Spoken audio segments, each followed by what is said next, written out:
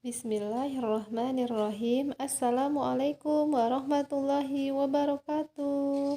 Nah, baiklah anak-anak, kita akan melanjutkan tematik kita. Tema 1, indahnya kebersamaan. Subtema 2, kebersamaan dalam keberagaman. Pembelajaran 4, 5, dan 6. Nah, sebelumnya kita sudah banyak belajar tentang indahnya keberagaman budaya Indonesia. Lalu, bagaimana ya cara menjalin kebersamaan dalam keberagaman tersebut?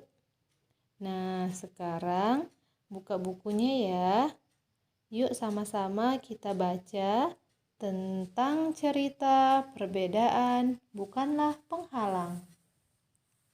Di paragraf pertama, tidak seperti biasa, hari Minggu ini sekolah terlihat ramai. Hari itu, semua siswa diminta datang ke sekolah untuk menghias kelas masing-masing. Hari Senin akan diadakan lomba menyambut hari kemerdekaan. Bapak Kepala Sekolah berpesan, tiap kelas harus terlihat unik dengan kreasi anak-anak. Udin dan teman-teman sekelasnya juga datang ke sekolah. Pembagian tugas membuat hiasan telah dilakukan Udin dan teman-teman di hari Jumat yang lalu. Menghias kelas merupakan tanggung jawab bersama. Nah, kita lanjut ya, yaitu paragraf kedua. Pagi-pagi, hampir semua siswa di kelas Udin sudah hadir. Hanya Edo dan Marta yang belum terlihat. Edo dan Marta sudah meminta izin kepada teman-temannya untuk hadir terlambat. Mereka harus pergi ke sekolah minggu di gereja untuk melakukan ibadah pagi. Udin dan teman-teman lainnya tidak keberatan. Nah, sebelum pergi ke sekolah, Udin dan Siti mampir ke rumah Edo, lalu ke rumah Marta untuk mengambil bahan dan hiasan kelas yang telah disiapkan. Udin dan teman-teman memahami bahwa hari Minggu pagi merupakan waktu ibadah bagi Edo dan Marta yang beragama Katolik. Perbedaan waktu dan cara beribadah tidak menghalangi niat kerja sama mereka. Nah, sekarang kita lanjut ya ke paragraf ketiga. Siang hari, sekolah semakin ramai.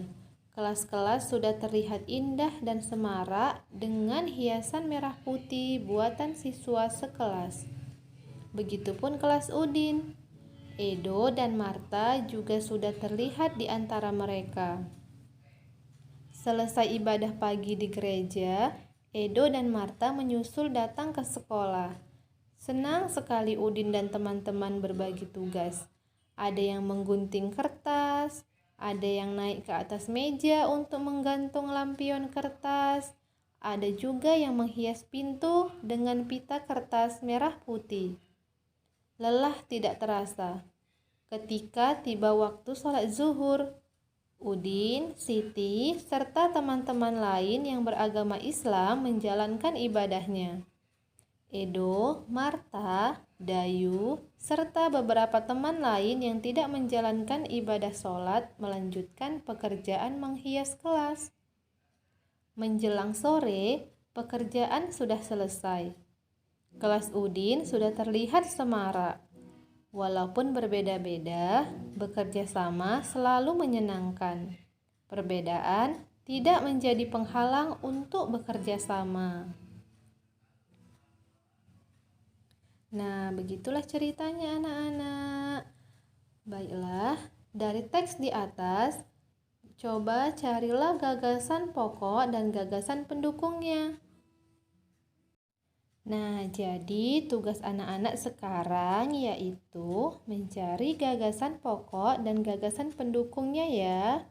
Nah, pada paragraf pertama, kemudian paragraf kedua, dan selanjutnya paragraf ketiga. Oke. Nah, anak-anak tentu sudah paham kan dalam menentukan gagasan pokok dan gagasan pendukung. Karena kita sudah banyak kan mengerjakannya. Yuk sekarang kita lanjut.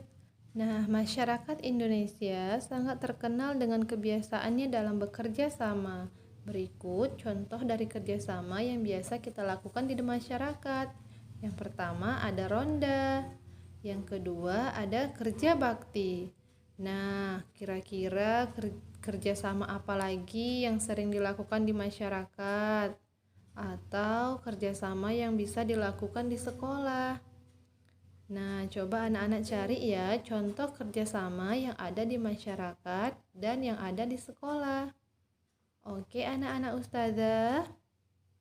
Nah, tahukah kamu tentang jam gadang? Jam gadang adalah menara jam yang terletak di pusat kota Bukit Tinggi di Provinsi Sumatera Barat. Dinamai jam gadang karena menara ini memiliki jam dengan ukuran besar pada 4 sisinya. Nah, pada gambar jam gadang ini terdapat tanda panah warna orange. Nah, di sana kita bisa dapat menghitung besar sudutnya. Nah, sekarang coba perhatikan gambar tersebut. Nah, dari gambar ini kita dapat menentukan berapa besar sudutnya dengan menggunakan busur. Nah, bagaimana ya Ustazah cara menggunakan busur?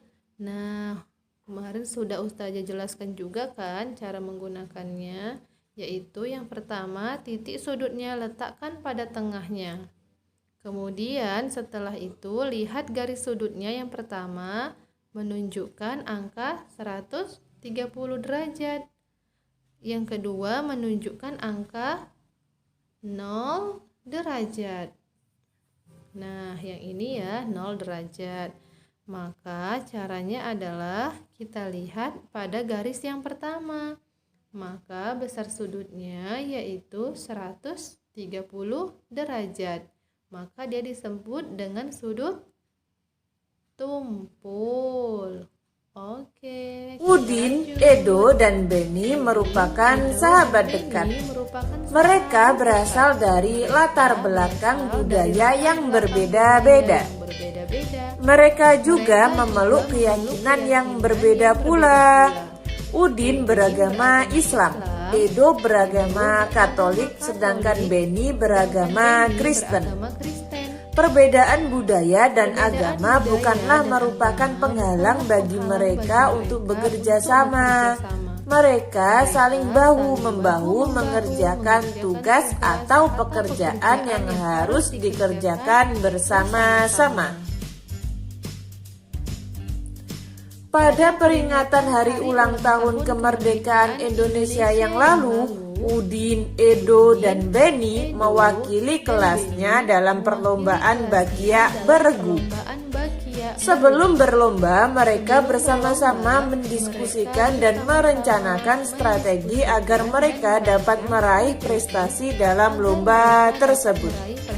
Mereka pun secara bersama-sama menunjukkan usaha terbaik ketika lomba berlangsung. Alhasil, tim mereka meraih juara dalam lomba tersebut. Nah, kamu masih ingat nggak tentang cerita perbedaan bukanlah penghalang? Nah, dari cerita tersebut kita bisa membuat ringkasan dari ceritanya. Sebelumnya, perhatikan ya langkah-langkah untuk membuat ringkasan. Nah, di sini Ustazah punya caranya. Cara membuat ringkasan. Yang pertama, membaca naskah asli. Di sini anak-anak membaca naskah asli sekali atau 2 kali, kalau perlu berulang kali hingga kamu paham. Yang kedua, mengetahui kesan umum atau inti dari tulisan. Yang ketiga, mengetahui maksud dan sudut pandang penulis naskah asli. Yang kedua, mencatat gagasan utama. Nah, di sini membaca tulisan bagian demi bagian sambil mencatat gagasan pokoknya. Yang kedua, menggunakan gagasan pokok yang digunakan untuk menyusun ringkasan. Yang ketiga, gunakan kalimat baru dengan cara menggunakan kesan umum atau inti untuk membuat ringkasan. Yang kedua, menyesuaikan urutan isi dengan naskah asli. Yang ketiga, menggunakan kalimat baru dalam ringkasan. Dan yang keempat, menggambarkan tulisan asli dalam kalimat baru. Selanjutnya yang keempat, yaitu ketentuan tambahan. Yang pertama, menyusun ringkasan dalam kalimat tunggal. Dan yang kedua, meringkas kalimat menjadi frasa, frasa menjadi kata. Nah, dari cerita tadi yang sebelumnya, yaitu perbedaan bukanlah penghalang. Nah, coba kita tentukan pada paragraf pertama, apa ya kira-kira ringkasannya? Nah, pada cerita perbedaan bukanlah penghalang, nih pada paragraf pertama, kan tidak seperti biasa, hari Minggu ini sekolah terlihat ramai. Hari itu semua siswa diminta datang ke sekolah untuk menghias kelas masing-masing. Hari Senin akan diadakan lomba menyambut hari kemerdekaan. Bapak Kepala Sekolah berpesan, tiap kelas harus terlihat unik dengan kreasi anak-anak. Udin dan teman-teman sekelasnya juga datang ke sekolah. Pembagian tugas membuat hiasan telah dilakukan Udin dan teman-teman di hari Jumat yang lalu. Nah, menghias kelas merupakan tanggung jawab bersama.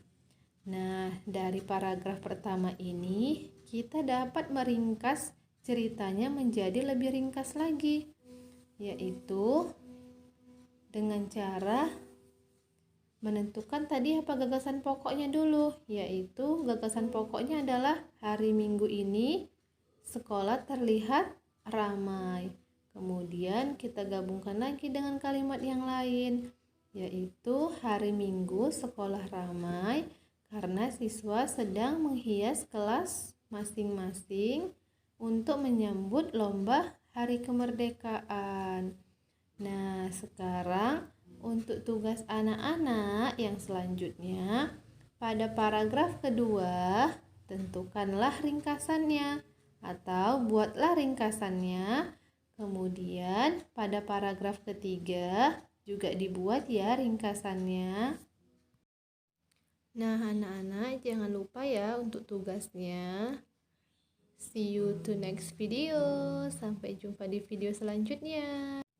Wassalamualaikum warahmatullahi wabarakatuh.